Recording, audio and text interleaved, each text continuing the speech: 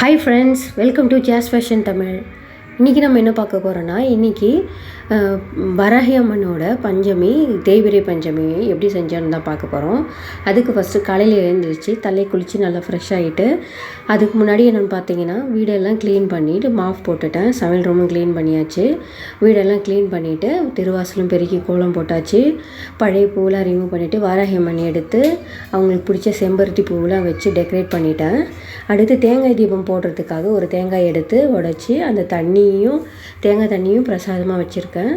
இப்போது தேங்காயில் மஞ்சள் குங்குமம் வச்சு பூ வச்சு வாழையில போட்டு பச்சரிசி இருக்கு இல்லைங்களா, அந்த பரப்பி வச்சு நம்ம தேங்காயில் நெய் தீபம் போட்டிருக்கோம்.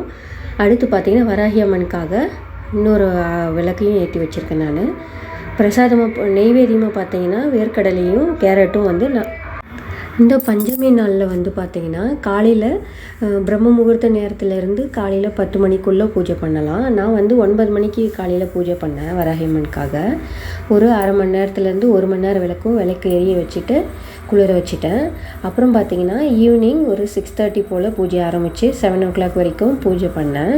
ஊதுவத்தி கற்பூர ஆரத்திலாம் காமிச்சு பூஜையை இந்த மாதிரி தான் நான் செஞ்சுருக்கேன். அடுத்து வராகி அம்மன் மந்திரம் ஒன்று நான் எழுதியிருக்கேன். ஓம் ஸ்ரீம் ஹம் பிரம்மஹி ஸ்ரீம் வராகமுகி ஸ்ரீம் நம. 27 முறை வராகி அம்மன் மேலே அர்ச்சதை மாதிரி போட்டு நான் பூஜையை நிறைவு செஞ்சுட்டு எனக்கு தேவையான வேண்டுதல்லாம் நான் அம்மன்கிட்ட சொல்லிட்டேன். நீங்கள் என்னோடய சேனலை ஃபஸ்ட் டைம் பார்க்குறீங்க, லைக் பண்ணுங்கள், மறக்காமல் என்னோடய சேனலை சப்ஸ்கிரைப் பண்ணிக்கோங்க. பாய்.